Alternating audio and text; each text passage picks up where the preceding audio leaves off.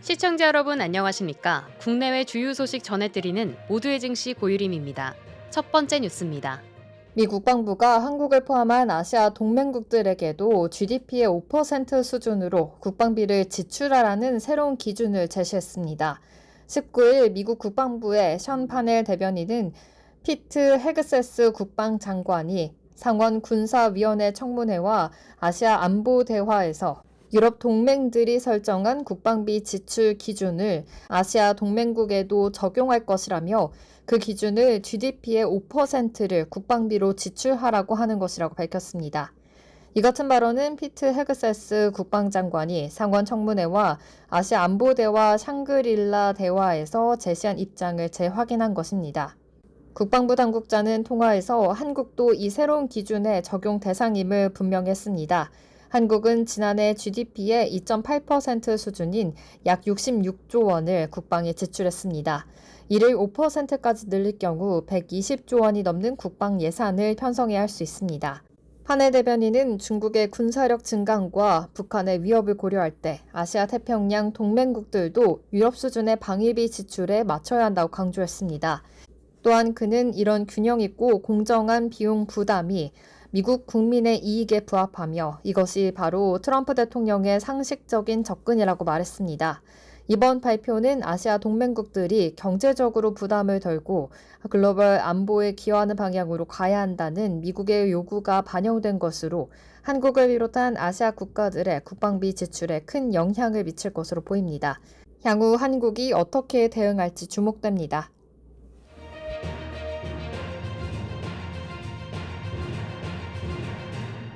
이스라엘이 연일 이란 핵시설을 공격하면서 방사능 오염에 대한 우려가 급증하고 있습니다. 19일 로이터 통신에 따르면 이스라엘군 대변인은 이날 이란 아라크 중수로 핵시설, 라탄즈 핵시설, 그리고 부쉐르 원전까지 공격했다고 발표했습니다. 하지만 얼마 후 부쉐르 원전에 대한 공격 언급이 실수였음을 정정하면서 공격 여부를 확인하거나 부인할 수 없다고 밝혀 혼란을 초래했습니다. 부쉐르 원전은 러시아가 직접 건설하고 주변에 추가 시설도 건설 중인 것으로 러시아는 즉각적인 우려를 표명했습니다.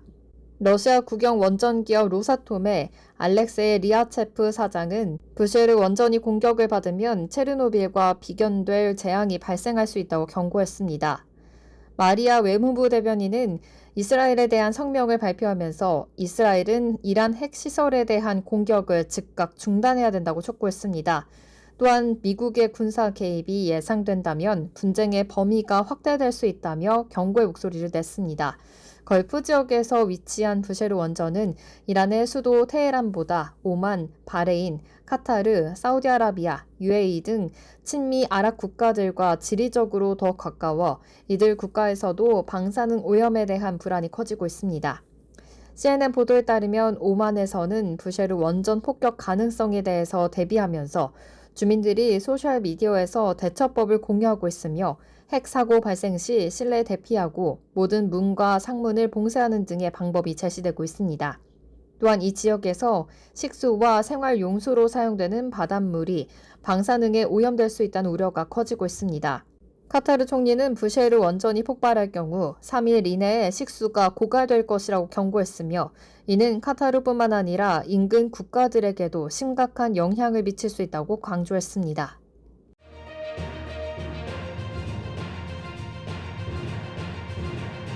미국 스페이스X가 개발 중인 차세대 우주선 스타쉽이 텍사스 발사 기지에서 진행된 지상 점화 시험 도중에 폭발했습니다. 19일 스페이스X는 스타쉽 상단의 질소 가스 탱크, 이른바 COPV에서 결함이 확인됐다며 정확한 원인을 파악 중이라고 밝혔습니다. 스타쉽은 지상에 고정된 상태에서 6개 엔진을 순차적으로 점화하는 고정 점화 시험을 진행 중에 있으며 극저온 연료 주입 과정에서 갑작스러운 에너지 방출과 함께 폭발이 일어났습니다. 회사는 다행히 인명피해나 주변에 위험은 없었다고 전했습니다. 그러나 스타쉽 개발의 반복된 실패에 대한 우려는 커지고 있습니다. 실제로 스페이스X는 올해 1월부터 5월까지 진행된 3차례 궤도 비행 시험에도 불구하고 모두 실패했습니다. 10번째 시험이 되기도 전에 지상 테스트 중에 폭발한 이번 사고는 머스크의 화성 이주 프로젝트에 대한 심각한 악재가 될 것이라는 평가입니다. 사고 직후 불기둥을 내뿜으면서 폭발하는 장면은 SNS를 통해 빠르게 퍼졌고 전 세계적인 관심을 끌었습니다. 한편 스페이스X는 문제가 된 COPV가 자사 다른 로켓인 팰컨 시리즈의 탱크와는 다르다며 타 로켓에는 영향이 없을 것이라고 선을 그었습니다. 이번 사고로 스타쉽의 시험 일정은 다시 미뤄질 전망입니다. 과연 일론 머스크는 화성 이주라는 꿈을 지켜낼 수 있을지 전 세계가 주목하고 있습니다.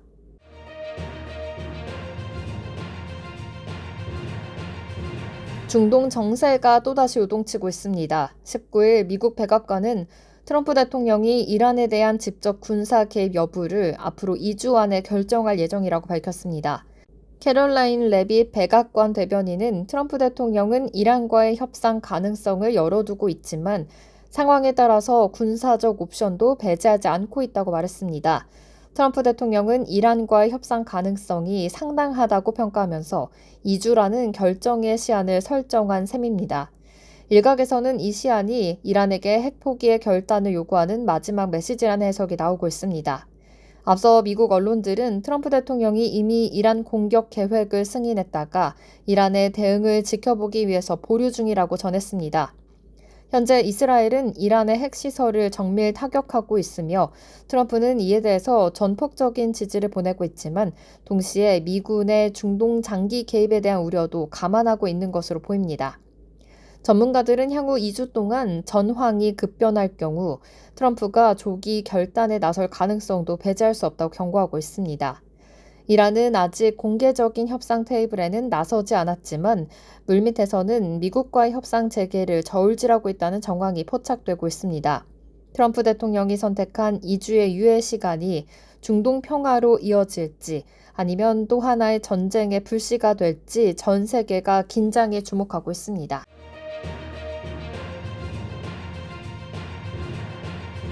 구글이 유럽연합과 벌이고 있는 초대형 반독점 소송에서 패소 위기에 몰렸습니다. 19일 블룸버그와 주요 외신에 따르면 유럽 최고법원인 유럽사법재판소의 줄리안네 코코 재판연구관이 구글이 제기한 반독점 과징금 항소를 기각해야 한다고 의견을 냈습니다.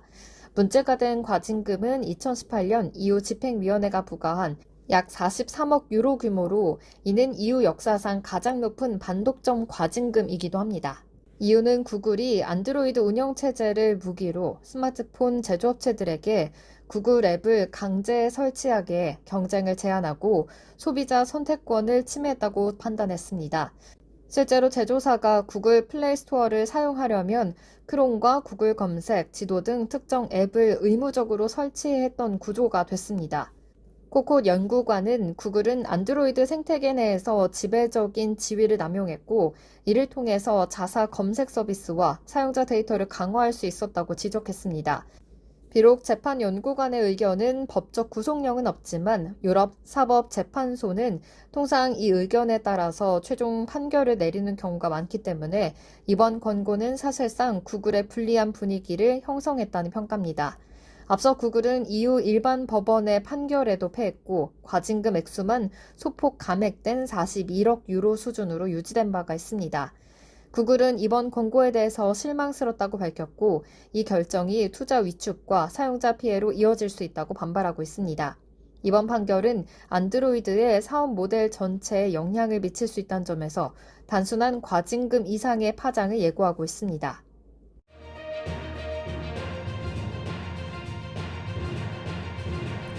우리 사회 가족 형태가 급변하고 있습니다. 1인 가구가 800만을 넘어서며 새로운 주거 소비 주체로 부상하는 가운데 맞벌이 가구 비중도 세대별로 상반된 흐름을 보이고 있습니다.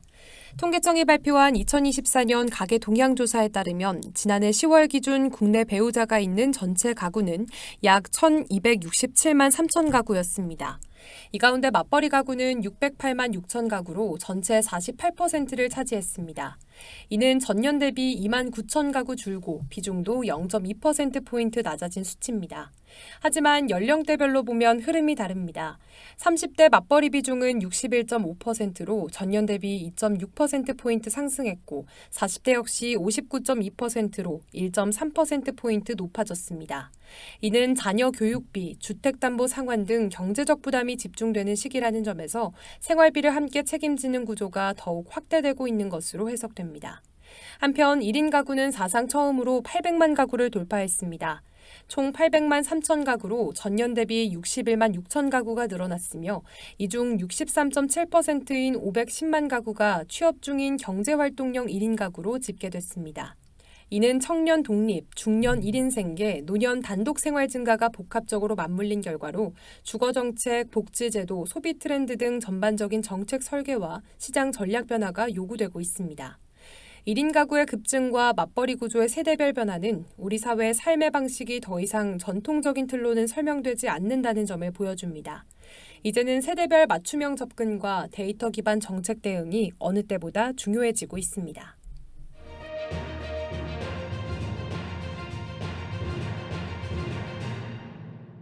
홈플러스의 대주주인 사모펀드 MBK 파트너스의 김병주 회장이 최근 국회를 비공개로 방문해 정기에서 제기된 1조 원 이상 사재 출연 요청에 대해 거부 의사를 밝힌 것으로 알려졌습니다.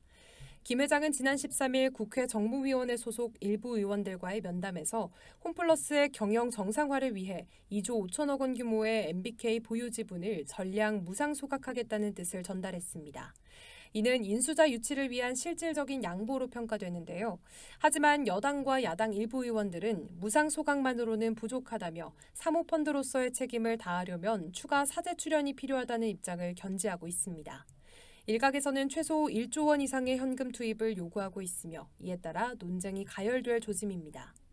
홈플러스는 현재 총 2조 9천억 원의 채무와 함께 퇴직연금 미납, 채권자 배상 문제 등 구조적인 재무 리스크에 직면해 있습니다. 투자은행 업계에 따르면 이 같은 유동성 위기를 해소하고 경영 정상화를 위해서는 약 1조 7천억 원의 신규 자금이 필요한 상황인데요.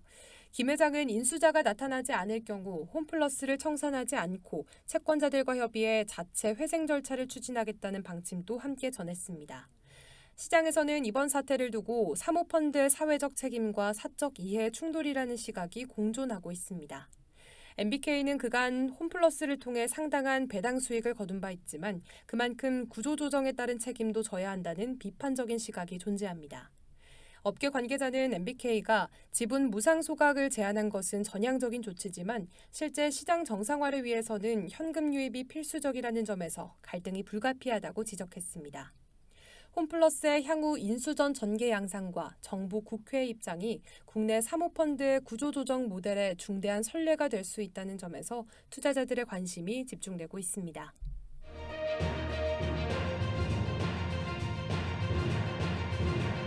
한국과 일본의 무역 구조가 과거의 수직적 분업 관계를 넘어 첨단 소재 부품 장비 산업을 중심으로 한 수평적 협력 관계로 진화하고 있다는 분석이 나왔습니다. 한국무역협회 국제무역통상연구원이 6월 19일 발표한 한일 국교 정상화 60주년 한일기업 협력의 현주소와 발전 전략 보고서에 따르면 양국 간 무역 규모는 1965년 2억 달러에서 2024년 772억 달러로 352배 증가했습니다. 특히 2000년 이후 반도체, 석유 제품, 철강 등 중간재를 중심으로 한 교역이 활발해지며 상호 보완적인 협력 구조가 강화됐다는 평가입니다. 보고서는 한일 간 교역 구조가 중간재 중심으로 자리 잡은 만큼 향후 미래 첨단 산업 분야에서도 소부장을 중심으로 협력 기회가 확대될 것이라고 전망했습니다.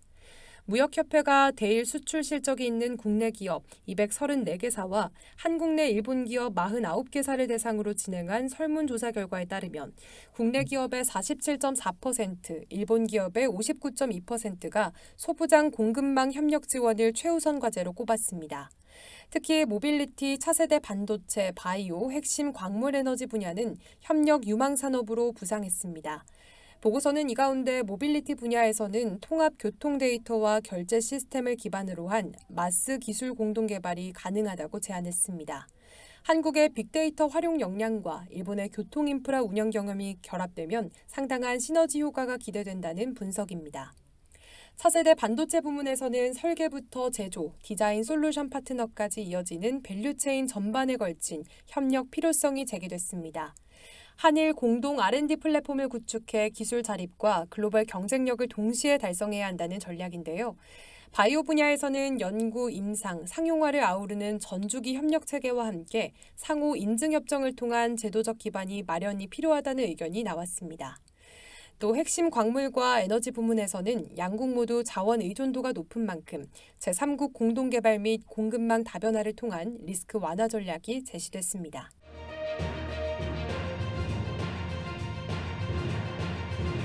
서울 지하철의 재정 적자가 해마다 수천억 원에 달하는 가운데 올해도 5천억 원대의 손실이 예상되고 있습니다. 시민 편의를 위한 정책들이 잇따라 도입되고 있지만 그 부담이 고스란히 공사의 재무 구조에 누적되고 있는 상황입니다. 서울 1호선부터 8호선까지 지하철을 운영하는 서울교통공사가 올해에도 적자를 피하지 못할 것으로 보입니다.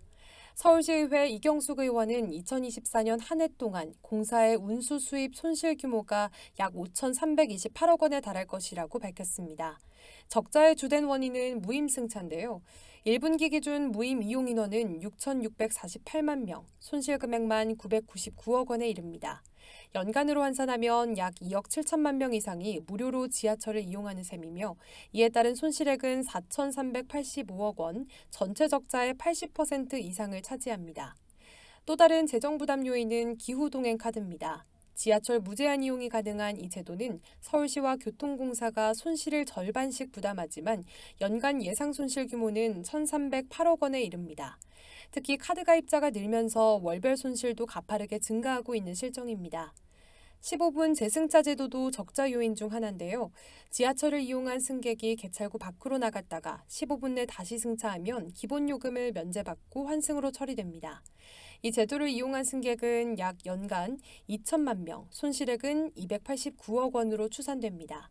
이처럼 다양한 교통복지 정책이 시민에게는 편리함을 주고 있지만 공사의 재정 기반은 빠르게 약화되고 있습니다. 서울교통공사의 최근 적자 규모는 2022년 6,420억 원, 2023년 5,173억 원, 올해 예상 7,288억 원으로 누적 적자는 18조 9천억 원을 넘어섰습니다. 총 부채만 해도 7조 3천억 원에 이르고 있는데요. 이경숙 의원은 공공성을 높이기 위한 노력은 의미 있지만 재정 악화가 지속된다면 결국 그 부담은 시민의 몫이 될 수 있다며 중앙정부가 무임승차 손실에 대한 보전 등 구조적 재정 지원책을 조속히 마련해야 한다고 지적했습니다.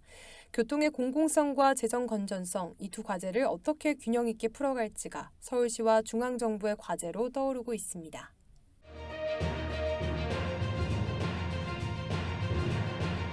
한국의 부자 수가 또 한 번 늘어났습니다. 지난해 기준 13억 원 이상을 보유한 백만장자가 130만 명을 넘어선 것으로 나타났습니다. 스위스 글로벌 투자은행 UBS는 최근 2025 글로벌 자산 보고서를 발표했습니다. 보고서에 따르면 전 세계적으로 100만 달러, 우리 돈으로는 약 13억 7,500만 원 이상의 자산을 가진 이들은 총 6천만 명에 달하는 것으로 조사됐습니다. 이들이 보유한 자산 총액은 무려 226조 달러, 한화로 환산하면 31경 원이 넘는 규모입니다. 이 가운데 미국이 단연 압도적인 1위를 기록했습니다. 백만장자 수는 2,383만 명, 이는 전 세계 백만장자의 40%에 육박하는 수준입니다. 미국 다음으로는 중국이 633만 명, 그리고 프랑스, 일본, 독일, 영국, 캐나다, 호주, 이탈리아가 뒤를 이었고 한국은 130만 명으로 10위를 차지했습니다. 특히 한국은 전년 대비 소폭 증가세를 기록했습니다. 2023년 129만 명에서 2024년 130만 명으로 증가했는데요. UBS는 한국의 백만장자 수가 기존보다 완만한 상승세를 보이고 있지만 부동산 자산 집중과 상속 금융투자 증가가 자산 증가의 핵심 요인으로 분석했습니다. 또한 30, 40대 고소득 전문직의 자산 증식 속도가 빠르게 늘고 있다는 점도 특징입니다. 눈여겨봐야 할 점은 미국의 자산 집중 구조인데요. 미국은 2위부터 6위 국가를 모두 합친 것보다 많은 백만장자를 보유하고 있습니다. 그만큼 IT 자산, 증시 상장 기업의 지분, 그리고 가업 승계 중심의 자산 구조가 집중돼 있다는 뜻입니다. 이에 반해 한국은 실물 자산, 특히 주택과 부동산 비중이 압도적으로 높아 글로벌 자산 구조와는 상당한 차이를 보이고 있습니다. UBS는 향후 5년간 신규 100만 장자 수가 500만 명 이상 늘어날 것으로 전망하고 있습니다. 특히 미국 내 자산 시장의 활황과 AI 반도체 분야의 자산가 탄생이 이를 견인할 것으로 보입니다. 한국 역시 부자 수가 늘고는 있지만 자산의 질적 성장보다는 가격 상승에 기댄 구조가 많다는 지적도 함께 나오고 있습니다. 전문가들은 자산 양극화에 따른 세제 개편 그리고 상속 증여에 대한 공정한 과세 구조 마련이 시급하다는 분석도 내놓고 있습니다. 자산은 늘었지만 삶의 체감은 오히려 더 팍팍하다는 목소리가 나옵니다. 전 세계가 부자 통계에 주목하는 이유는 숫자보다도 그 불균형 구조를 해석하는 시선에 있습니다.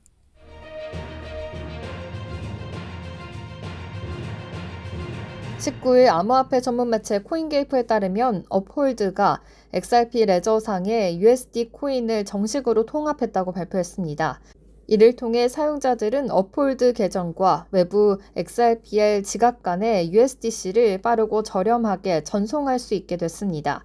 XRP 레저는 실시간 송금과 낮은 수수료를 기반으로 한 국경 간의 결제 특화 네트워크로 이번 USDC 통합을 통해서 스테이블코인 기반의 결제 및 정산 기능을 크게 강화했습니다. 업홀드는 이를 통해서 기업과 트레이더, 개발자들이 보다 효율적으로 디지털 자산을 운용할 수 있도록 하는 기반을 제공한다고 밝혔습니다. 이번 통합은 미국 내 스테이블코인 규제 체계 확립을 위한 지니어스 법안의 통과 시점과 맞물려서 더욱 주목을 받고 있습니다. 18일 발효된 이 법안은 법정화폐 담보 스테이블코인에 대한 연방 규제를 정립하고 기관 참여를 위한 기반을 제공하는 중요한 법안입니다. USDC 발행사 서클은 이미 IPO를 완료한 상태며 이번 법제화와 통합은 USDC의 제도권 채택 가능성을 한층 높이는 계기가 될 것으로 보입니다. 한편 XRP 레저는 현재까지 1,390여 개 XRP가 영국 소각되며 디플레이션 구조로 강화하고 있습니다. 이는 전체 공급량의 1,000억 개에 비하며 미미한 수준이지만 장기적인 가치 안정성과 네트워크 지속 가능성을 높이는 핵심 메커니즘으로 평가받고 있습니다. USDC와 같은 디지털 자산이 XRP 레저에 통합됨으로써 해당 네트워크는 더욱 탄탄하게 결제 플랫폼으로 진화하고 있습니다. 빠른 거래 속도, 낮은 비용과 디플레이션 구조는 XRP 생태계를 개인 사용자뿐만 아니라 기업 고객에게도 매력적인 선택지로 자리매김하고 있습니다.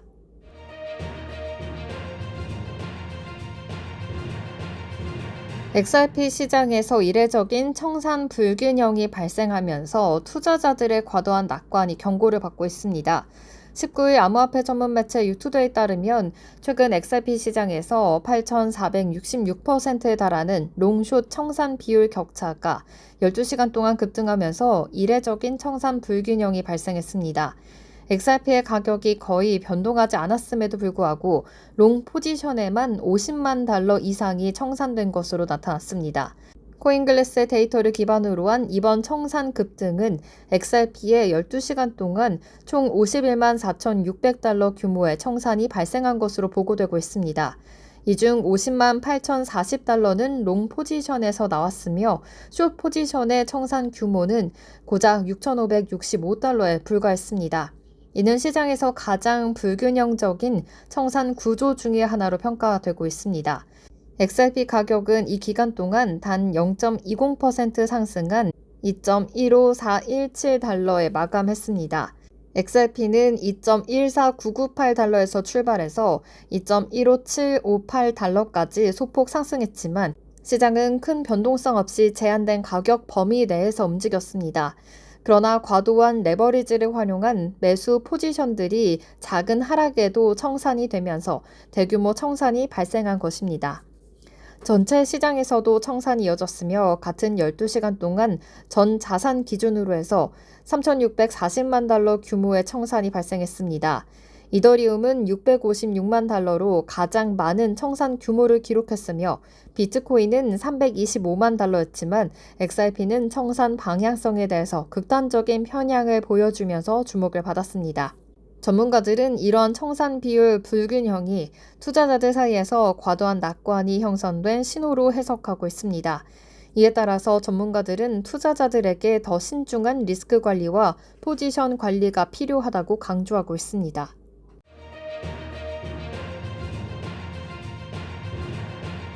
글로벌 전기차 시장의 주도권이 빠르게 중국으로 넘어가고 있습니다. 국제청정교통위원회 ICCT는 최근 보고서를 통해 중국이 연간 1,100만 대 이상의 전기차를 판매하며 전 세계 전기차 시장의 절반 이상을 차지하고 있다고 밝혔습니다. 올해 들어 중국은 월간 전기차 판매량이 처음으로 100만 대를 넘어섰습니다. 강력한 내수 수요와 더불어 유럽, 아시아, 중남미 시장으로의 수출이 결합된 결과인데요.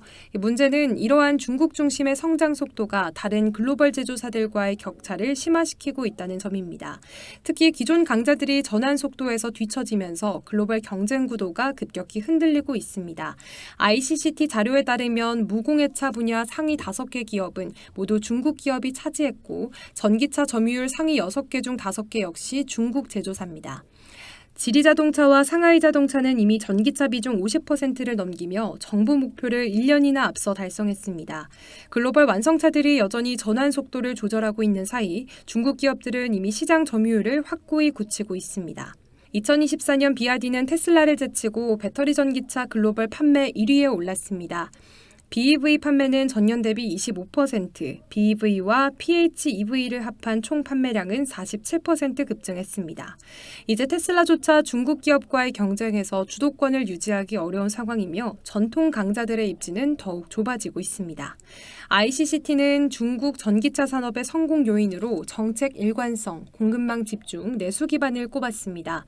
반면 미국과 유럽은 원재료 확보 문제, 정책 불확실성, 탄소 규제 충돌 등으로 인해서 전략적인 대응에 실패하고 있습니다. 이는 생산 지연과 비용 증가로 이어지며 글로벌 자동차 생태계 전체에 부담으로 작용하고 있습니다. ICCT의 드루코작 대표는 이제 전기차 전환은 미래 전략이 아니라 현재 경쟁력을 확보하기 위한 절대적인 조건이라고 말했습니다. 기술력만으로는 부족합니다. 정책, 공급망, 가격 전략까지 총체적으로 재정비하지 않으면 글로벌 자동차 기업들은 더 큰 위기를 맞을 수 있습니다. 전기차는 더 이상 미래의 산업이 아닙니다. 중국은 이미 시장을 선점했고 글로벌 완성차들은 따라잡기 위해 전력 질주해야 하는 상황입니다.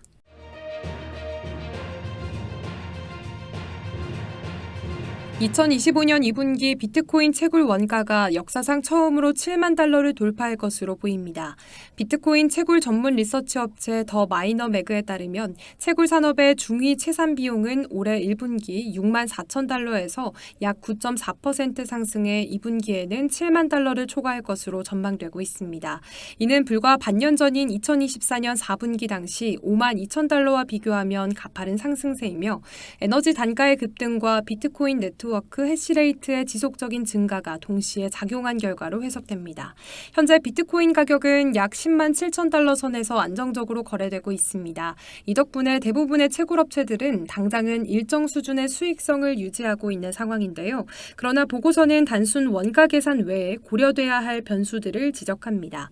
장비 감가상각, 외주 운영비용, 장비 렌탈 수익 제외 요소 등까지 포함하면 특히 노후 장비나 전력 효율이 낮은 시스템을 운영 중인 업체들은 빠르게 수익성이 악화될 수 있다는 경고 신호가 나타나고 있습니다. 더 마이너 매그의 분석에 따르면 2025년 1분기 기준 상장 채굴업체들의 평균 해시 코스트는 초당 페타해시당 약 34달러 수준으로 일정하게 유지되고 있습니다. 하지만 기업 간 편차는 뚜렷하게 나타나고 있는데요. 대표적으로 테라울프와 빗디어는 전력 비용의 급등으로 인해 채굴 단가가 25% 이상 증가한 것으로 확인됐습니다. 특히 테라울프의 경우 전기요금이 킬로와트 시당 0.081달러로 불과 1년 전에 0.041달러 대비 거의 2배에 육박하고 있습니다. 이는 채산성에 직접적인 타격을 주는 요인이며 일부 기업들은 설비 교체와 에너지 효율 개선 작업에 나서고 있는 것으로 전해졌습니다. 비트코인 가격이 상승세를 이어가는 동안 채굴 관련 상장 기업들의 주가는 상반된 흐름을 보이고 있습니다. 예를 들어 아이리스 에너지는 5월 초부터 6월 중순까지 약 21.4%의 상승률을 기록했고 코어 사이언티픽, 빗디지털, 사이퍼 마이닝 등도 두 자릿수 주가 상승을 나타냈습니다. 반면 카난과 비트팜스는 같은 기간 20% 이상 하락하며 뚜렷한 하락세를 보여 시장에서 외면을 당했는데요. 더 마이너매그는 이러한 차이를 수익구조 다각화 여부에서 찾고 있습니다. 인공지능 호스팅, 고성능 컴퓨팅 서비스 등 웹3 기반의 부가 사업을 확장한 기업들이 더 높은 시장 평가를 받고 있다는 분석입니다. 전력비의 급등, 네트워크 경쟁 심화, 그리고 사상 최고 수준의 채굴 원가. 비트코인 채굴 산업은 지금 코인 중심 산업에서 인공지능 인프라 중심 융합 산업으로의 전환점에 놓여 있습니다. 앞으로는 단순 채굴 능력이 아닌 에너지 효율, 기술 유연성, 비트코인 외 수익 모델을 갖춘 기업만이 살아남을 수 있을 건데요. 그리고 이 변화에 적응하지 못하는 채굴 기업들은 점차 시장에서 퇴출될 가능성이 높습니다. 투자자와 업계 관계자 모두 이 산업 전환의 속도와 방향성을 면밀히 주시해야 할 시점입니다.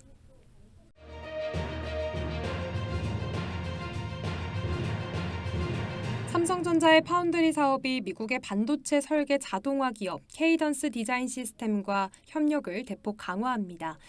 현지 시간 6월 17일 케이던스는 삼성 파운드리와 새로운 단연간의 전략적 협정을 체결했다고 공식 발표했습니다. 이번 협정에 따라 삼성은 SF4X, SF5A, SF2P 등 자사의 첨단 공정 노드에 케이던스의 메모리 및 인터페이스 지식재산권을 확대 도입하기로 했습니다. 이는 삼성 파운드리가 고성능 컴퓨팅과 인공지능 시장을 정조준하고 있다는 의미로 해석이 되는데요.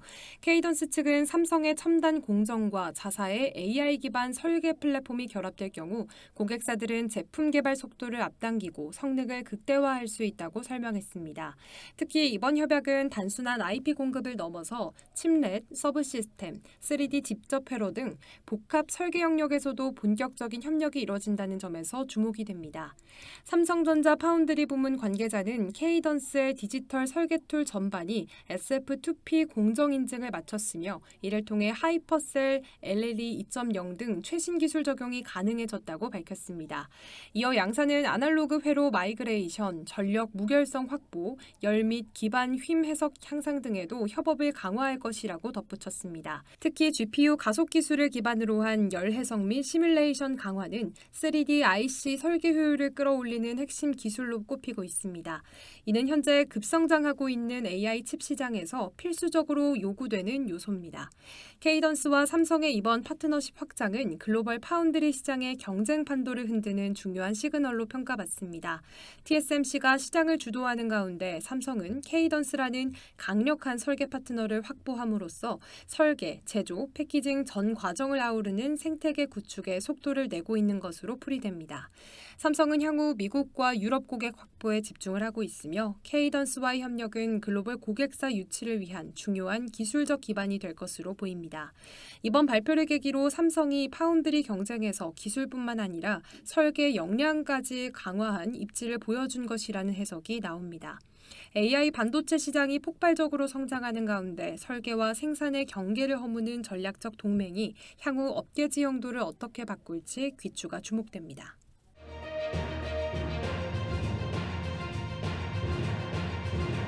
삼성이 다시 한번 세계 반도체 기술의 최전선으로 향하고 있습니다. 세계 최초로 게이트 올 어라운드 기술을 도입했던 삼성전자가 이제는 2나노 공정 상용화를 앞당기며 대만의 TSMC와의 격차를 정면 돌파하려 하고 있습니다.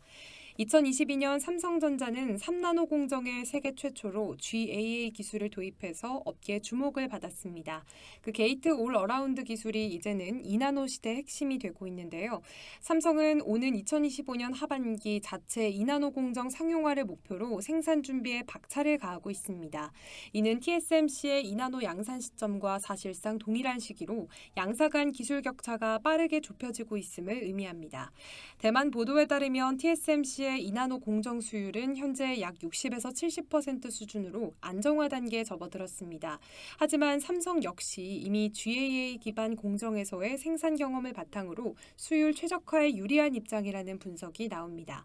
업계 전문가들은 삼성이 이미 3나노에서 겪은 시행착오를 2나노에서 반복하지 않을 가능성이 높다고 평가합니다. TSMC는 애플의 차세대 아이폰 18용 칩셋, 인텔과 AMD의 고급 칩 생산을 위해 2나노 공정을 제공합니다. 제공할 계획입니다. 하지만 삼성 역시 자체 모바일 AP, AI 반도체, 파운드리 외주 고객 확대 등 다각적 전략을 펼치며 수요 유치에 적극 나서고 있습니다. 특히 AI 및 HPC 수요가 급증하는 가운데 삼성은 미국 오스틴 및 평택 캠퍼스의 공정 다변화를 통해 적극적인 유치전에 나선 상태입니다. 삼성전자는 기술 경쟁뿐 아니라 양산 속도와 생산량 확보 전략에서도 TSMC를 따라잡기 위한 전방위 투자를 확대 중입니다. 평택 화성 라인을 중심으로 2나노 공정 라인이 증설되고 있으며 2025년 하반기 양산 개시 이후 미국 고객사 유치를 위한 맞춤형 서비스 제공도 계획하고 있습니다. TSMC는 최근 실적 발표에서 41.6%의 연간 매출 성장률을 기록했고 주가는 2.56% 상승했습니다. 하지만 이제 삼성전자도 2나노 기술 발표 시점에 따라 글로벌 투자자들의 관심을 끌 수 있는 카드를 치게 된 셈인데요. 파운드리 시장 점유율을 놓고 벌어지는 기술, 가격, 수율 3대 경쟁 구도는 2025년 하반기부터 본격적인 양강체제 재편 국면으로 들어설 전망입니다. 삼성전자는 다시 한번 글로벌 반도체 시장의 주도권을 쥐기 위한 승부수를 던지고 있습니다.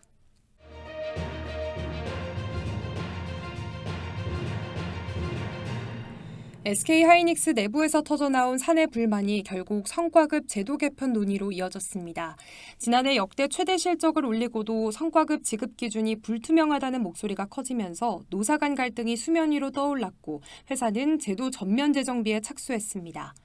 SK하이닉스는 이번 주 청주와 이천 사업장에서 초과 이익 분배금, 즉 PS 제도 개선을 위한 구성원 의견 수렴 간담회를 엽니다. 간담회 일정은 지난 16일 사내 공지를 통해 공식화됐는데요. 현재 SK하이닉스의 PS 제도는 연간 영업이익의 10%를 재원으로 해 기본급 최대 1000% 수준의 인센티브를 지급하는 구조지만 작년에는 영업이익 23조 원이라는 최대 실적에도 불구하고 기본급의 1500%에다가 자사주 30주에 그쳤다는 점이 논란의 핵심입니다. 이에 대해 노조는 성과 기준이 불명확하고 기대에 못 미쳤다며 불만을 공식화했고 특별 성과급 추가 지급을 요구하며 공개적으로 사측과 대립하는 상황까지 번졌습니다. 광노정 사장은 지난 10일 임직원 소통 행사에서 성과급 룰이 애매모호하다는 얘기를 많이 듣고 있다며 공청회와 토론회를 통해서 회사의 재무 상태와 보상 기준을 투명하게 공유하겠다고 밝혔습니다. 이는 단순한 불만 무마가 아니라 제도적 개편을 공식화한 발언으로 해석됩니다. 이와 별개로 노조는 현재 PS 초과분 지급, 연봉 인상 등을 포함한 전면적인 임금 교섭도 병행 중입니다. 성과급 체계뿐 아니라 SK하이닉스의 전체 보상 체계에 대한 재조정 압박이 동시에 작동하고 있는 셈인데요. 성과 보상의 기준은 단순한 숫자를 넘어 조직에 대한 신뢰와 구성원 동기부여의 출발점이기도 합니다. 사내 불만에서 시작된 이번 논의가 제도 개선과 노사 신뢰 회복으로 이어질 수 있을지 업계에 이목이 집중되고 있습니다.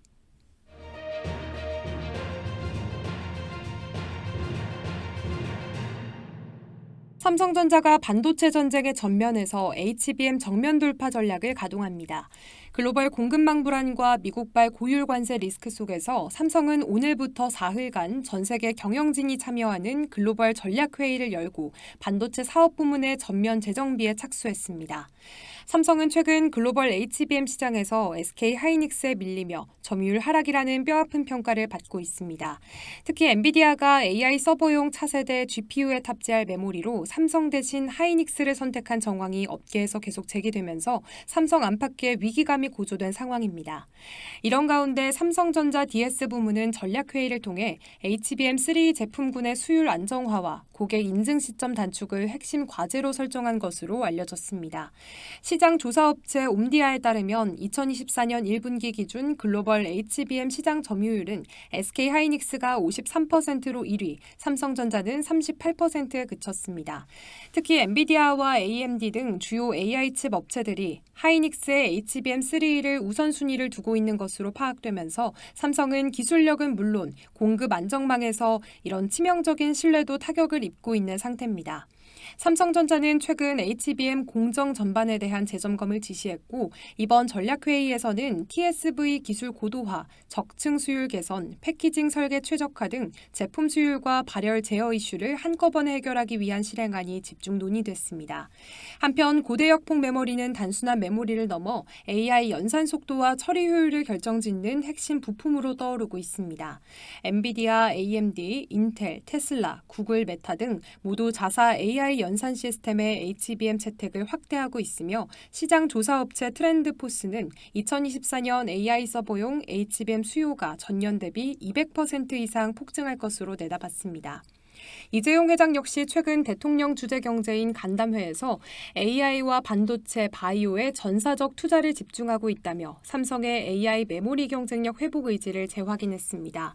삼성전자는 이르면 올해 하반기 중 미국과 대만 고객사들과 HBM3 인증을 마무리하고 양산체제 전환을 가속화할 방침입니다. 업계는 삼성전자가 내년 초 엔비디아 차세대 B100 GPU 메모리 일부 수조에 재도 전할 가능성도 배제하지 않고 있습니다. AI 시대의 주인공은 연산 속도가 아니라 그 속도를 받쳐줄 메모리를 누가 안정적으로 공급하느냐에 달렸습니다.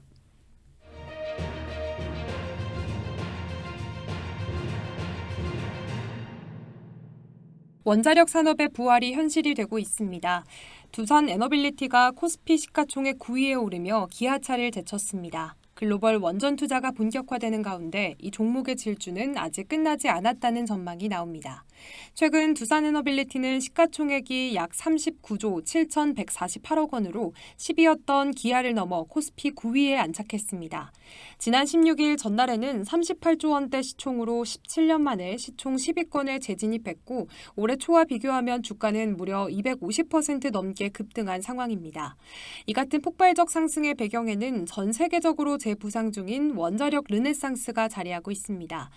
특히 지난달 도널드 트럼프 미국 대통령이 원전 용량 4배 확대 행정명령에 서명하면서 분위기가 바뀌었습니다. 여기에 체코 신규 원전 계약 소식 수주까지 더해지면서 글로벌 원전 산업 전반의 강한 추세 전환 기대감이 확산되고 있습니다. 국제원자력기구는 전 세계 원전 설비 용량이 2023년 372기가와트에서 2050년에는 950기가와트까지 확대될 것이라고 전망했습니다. 이는 연평균 3.5%씩 성장하는 셈인데요. 국내에서도 제도적인 뒷받침이 이어지고 있습니다. 최근 더불어민주당 황정아 의원이 차세대 원전 기술인 소형 모듈 원전 특별법을 발의했습니다. 내용에는 SMR 기술의 연구, 실증, 민간기업 육성, 인력 양성 등이 포함되어 있어 두산 에너빌리티와 같은 관련 기업엔 중장기 호재로 작용할 수 있습니다. KB증권 정혜정 연구원은 AI 데이터 센터 증가와 산업 전기화 흐름이 전력 수요 확대를 불러오고 있고 이에 따라 SMR은 물론 대형 원전과 LNG 복합발전 수요도 함께 늘고 있다고 분석했습니다. 두산 에너빌리티는 현재 미국 데이터 센터 2곳과 가스터빈 공급을 협의 중이며 이르면 올해 말 구체적인 계약 성과가 기대된다는 평가도 나왔습니다. 전 세계 에너지 패러다임이 바뀌고 있습니다. 탄소 중립, AI 시대의 전력 수요, 공급 안정성 확보라는 키워드 앞에서 원전은 다시 중심축으로 돌아왔고 그 한복판에 두산 에너빌리티가 있습니다. 주가 급등이 끝이 아닌 시작이라는 기대, 이제 정책과 수주가 그 뒤를 따를 차례입니다.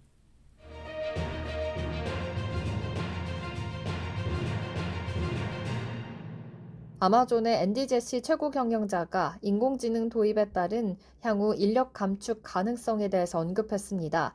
17일 아마존의 앤디 제시 CEO는 직원들에게 보낸 이메일에서 AI 기반 소프트웨어와 생성형 AI는 앞으로 몇 년 안에 회사 인력을 줄이는 결과를 초래할 것이라고 밝혔습니다. 제시 CEO는 AI 기술은 업무 처리 방식을 근본적으로 변화시킬 것이라며 일부 직무에는 더 적은 인원이 필요하고 다른 직무에는 더 많은 인원이 요구될 것이라고 설명했습니다. 그는 또한 시간이 지나면 AI 사용이 증가함에 따라서 사무직을 포함한 인력 감소가 있을 것이라며 이를 통해서 더 적은 인원으로 더 많은 일을 해내는 방법을 찾아야 한다고 강조했습니다.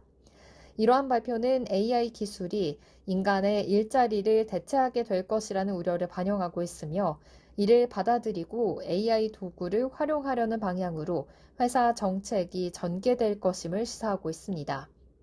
AI가 많은 직무를 대체할 수 있다는 점은 이미 많은 전문가들에게 이미 경고된 바가 있습니다. 최근에는 엔스로픽 CEO 다리오가 AI가 향후 5년 내에 모든 신입, 사무직 일자리의 절반을 없애고 실업률을 20%까지 급등시킬 수 있다고 경고한 바가 있습니다. 아마존은 음성비서 알렉사에 생성형 AI를 탑재한 알렉사 플러스와 같은 혁신적인 AI 도구를 선보였으며 AI 기술에 막대한 투자를 해왔습니다. 사내에서는 재고 배치, 고객 서비스, 제품 목록 관리 등 다양한 부문에서 AI를 적극적으로 활용하고 있습니다. AI 기술의 급속한 발전은 많은 산업에 영향을 미치고 있으며 인력 구조에 큰 변화를 예고하고 있습니다. 아마존을 비롯한 대기업들이 이러한 변화에 어떠한 영향을 미치게 될지, 그리고 AI 기술이 일자리와 노동시장에 미치는 영향은 계속해서 중요한 이슈가 될 것으로 보입니다.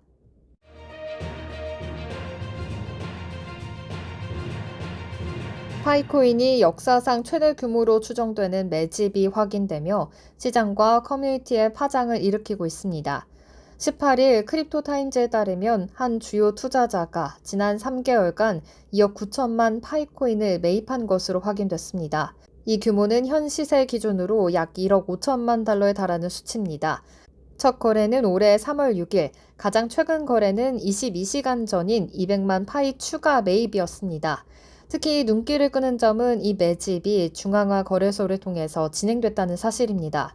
거래 방식과 타이밍을 고려했을 때 바이낸스 상장 가능성에 베팅한 전략적인 움직임이라는 해석도 제기되고 있습니다. 시장 전문가들과 커뮤니티는 엇갈린 반응을 보이고 있습니다. 일부는 기관급의 자금 유입을 긍정적으로 평가하고 있고 프로젝트에 대한 신뢰 회복의 신호로 해석하고 있습니다. 반면 보유량에 대한 집중화가 심화될 경우 시장 유동성과 가격 안정성에 악영향을 줄 수 있다는 우려도 제기됩니다.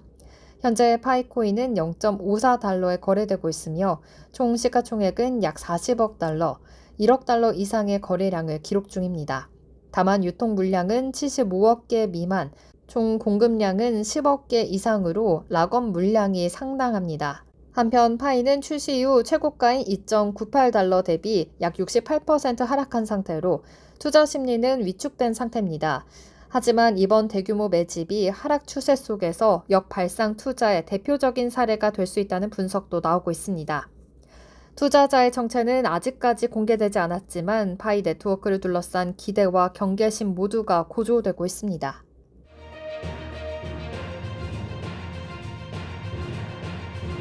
도널드 트럼프 미국 대통령 일가가 출시를 예고한 스마트폰 T1이 중국산 제품이 될 가능성이 높다는 전망이 제기됐습니다. 트럼프 그룹은 최근 자사 스마트폰인 T1을 발표하면서 이 제품이 미국에서 제조될 것이라고 밝혔습니다. 그러나 전문가들은 이 스마트폰이 실제로 중국에서 제조될 가능성이 높다고 예측하고 있습니다. CNBC에 따르면 시장조사 업체 인터내셔널 데이터코프의 프란체스코 제로니모 부사장은 이 휴대전화기가 미국에서 완전히 제조되거나 조립될 가능성은 낮다고 주장했습니다. 제로니모 부사장은 이 스마트폰은 중국 기기 제조업체에서 제조자에 대한 개발 생산 방식으로 생산될 가능성이 크다고 설명하며 애플의 아이폰처럼 설계는 미국에서 이뤄지겠지만 실제 생산은 중국에서 이뤄질 것이라고 말했습니다. ODM은 다른 기업의 사양에 따라서 제품을 설계하고 생산하는 방식으로 이는 애플의 아이폰처럼 주문자 상표 부착 생산 방식과 다릅니다. 블레이크 애널리스트는 미국에서 제조할 수 있다면 매우 큰 비용이 될 것이며 실제 생산은 중국 ODM에서 이뤄질 가능성이 높다고 덧붙였습니다. 트럼프 대통령은 애플 등의 기업에 미국 내 제조를 압박하고 있으며 이에 대한 관세 부과 위협이 있었습니다. 그러나 전문가들은 미국에서 스마트폰을 제조하는 것은 비용과 시간 면에서 현실적으로 어려운 일이며 미국 내 제조가 이루어지더라도 여전히 해외에서 부품을 수입해야 한다고 지적했습니다. 트럼프 그룹은 T1 스마트폰이 실제로 중국에서 생산될 가능성이 높아 보이는 가운데 미국 내 제조가 이루어지지 않는다면 이는 트럼프 대통령이 주장한 미국 제조 정책과 괴리가 드러날 수밖에 없습니다. 향후 스마트폰 제조와 관련된 정책이 어떻게 진행될지 주목됩니다.